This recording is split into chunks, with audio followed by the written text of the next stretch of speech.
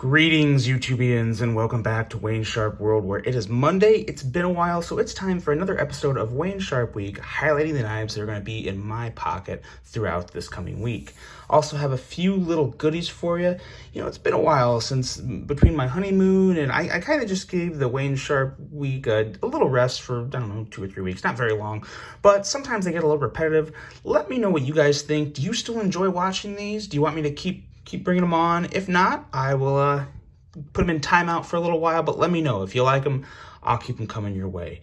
With that being said, let's get right into it. Before we get right into the knives, I got 4 knives this week, but I also have a couple little accessories, secondary carries. We'll start off with the Leatherman Squirt PS4. If you guys haven't seen my Battle of the Multi-Tools, I compared this guy with the Gerber Dime. The Gerber Dime is also a pretty nice little multi-tool in its own right, but I personally preferred the Leatherman Squirt just a little more for a couple reasons.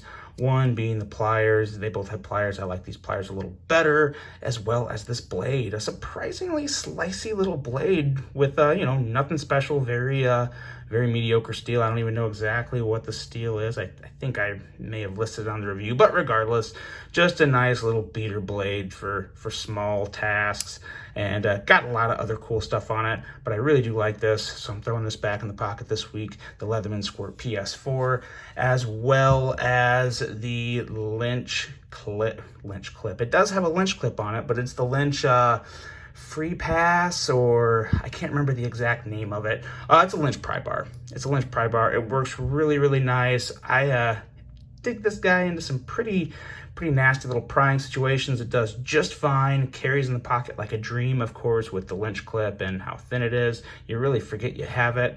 Nice bottle opener, and just a really nice product made in America. So always good. This actually gets a lot of pocket time. I don't give this thing enough praise, but it really does come in handy. Very useful, excellent little tool to carry. Now we're getting into the knives. And let's see, the first knife is going to be the Bestech Platypus. And this is one of the weirdest knives I think I've ever bought, because I was so on the fence about it. The only reason I ended up pulling the trigger, it was like $52.99. So really affordable, and I couldn't be happier that I did, because it's just an excellent little blade. It's a really nice EDC blade because of, in my opinion, one, the grind of it. Doesn't have the thinnest grind in the world, but definitely a good for heavy use when it comes to budget knives. You got that D2 steel. You have a very, very hard user-friendly type of blade. I want to say thick behind the edge, but like I said, it's not a slicer, but it's a very efficient cutter and a very powerful blade with that sheep's foot design. Very unique and attractive. Also has some fantastic action. I've said it before, it doesn't quite remind me as much anymore, but it still kind of throws some shades of the ZT 0452, I believe, the Sinkovich design, which is just it's a nice older ZT, but more so in terms of the flipper. The flipper reminds me of it a whole lot. And then the action is also just very, very good, very smooth action. A detent that is just so good. You can light switch it or you can push it.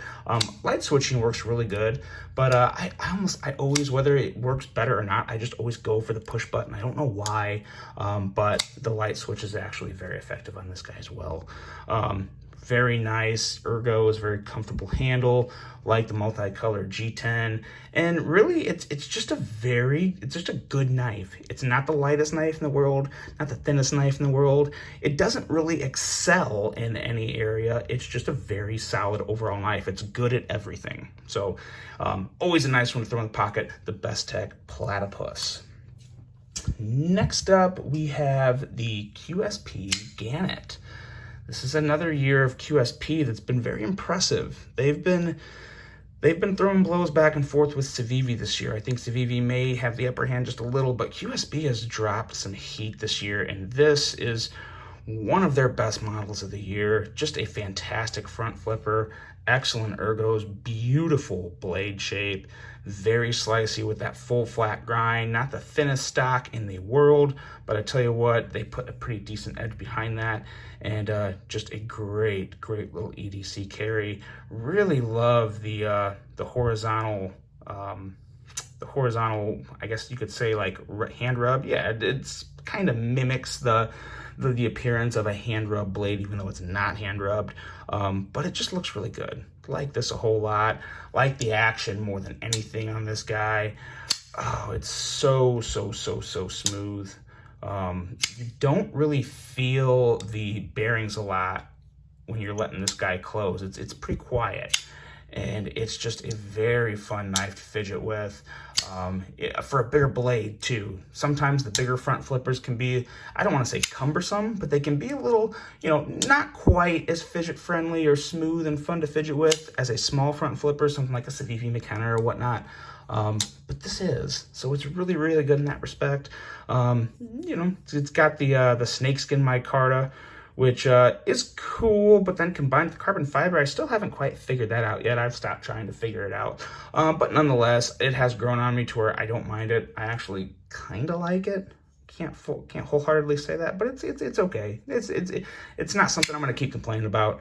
The 154 cm steel is always a winner. 154 cm, as you probably all know, is a very tried and true steel. Excellent for a pocket knife, and overall this is just an excellent knife. Very solid offering from QSP, and one that I plan on having around for quite a while, the QSP. Yeah, just a good one. All right, and next up we have the Kizer Critical Mini. The Kizer Critical Mini. And this is one of my favorite knives of the year, mainly because I love the Kizer Critical. I always thought a smaller version would be cool, and they absolutely nailed it with this version. 3V steel, where is it? There we go. CPM 3V steel, ergos that are pretty darn good, feel fantastic in the hand, a clip that brings no hot spot, looks pretty good, black micarta, nice little gray accents, and a blade that is just an absolute laser beam. Cuts fantastic, powerful slicer. Everything is good about this knife. I really can't think of anything that I would change on it. Action is on point. The shape of the blade has a lot to do with this action, I think, because you have majority of the weight from like the middle of the blade down, so up top it's really light, so you can generate a lot of force by pushing that flipper in, and I guess physics just kind of takes over. But just an absolutely excellent knife. Everything about it, like I said, there's really nothing I would change. This has not been in my pocket enough really to justify how great of a knife it is. It's only $100 knife, but for some reason I've deemed it somewhat of a safe queen. I need to stop doing that because it's just an excellent knife to carry. Why I would do that to a $100 knife, who knows? But I guess it just does kind of, in a way, go to say how much I really like it. It's just a great knife. It's one that if you can find, I would highly recommend hopping on. These are a little hard to find right now, especially in this model. I know they have a black blade with carbon fiber and like a red pivot, which is okay. It's not quite my style. This is much more my style with the satin 3V and the black micarta and gray touches. I think they absolutely knocked this one out of the park. If you find one, guys, pick it up because they go fast. They go fast, they don't stay in stock very long, and for good reason. It's an absolutely excellent knife. The Kizer Critical Mini from Kizer and Christensen Knife Works. Okay, last one. And this one may surprise some people because it is a Boker. We have the Boker Kwaiken Air. And there's not many times I look through my knives and say, oh, I think I'm going to carry a Boker today. This is one of those weeks because this is one of the best knives Boker has made in a long time. And for a lot of good reasons. You're talking about a knife that is like in the $65, $70-ish range. It is relatively light. I wouldn't call it super light, but it is relatively light. Light enough to consider it light. A very nice gentleman's carry. It's a little on the longer side, but regardless, I think it would go great in an office setting. It's a great envelope opener, and it's just a pretty elegant design with that with the Kwaiken look to it. So very, very solid design from Lucas Burnley. If you like slimmer knives, you guys got to try this one out because it really is good. It comes in a few other flavors. I believe I know they have the wood, and they have a titanium version, and I believe they have a micarta version. I think they have a carbon fiber version too. There's at least 3, maybe 4 versions, but regardless, all the versions are great. They vary in price depending on the handle material. This one here, I believe, was like $67.99 with just the black G10, but really is just so good. Very good action. Blade flies out, which I think the length of the blade, the length and slenderness of the blade really kind of improves the appearance of the action, if that makes sense. Sometimes bigger, chunkier blades, they don't look like they fly out quite as fast, but a long, slender blade, ooh, it pops out. So it is really nice. It's a pretty fun knife to fidget with. Not a whole lot of things I'd knock on it. A few little fit and finish issues that I won't go into the detail on because it's not enough that's really gonna. I would buy this knife again. We'll put it this way: if any little flaws and problems I have with this knife, I would buy it again, knowing that because I like this knife enough. So, I think that says enough about kind of just my feelings and thoughts on this knife. I think it is a good one. It's one I'd recommend if you really want to check out a Boker, and if you like the Kwaiken design and longer knives, this is right up your alley. So there you have it, guys. That is my carry for the week.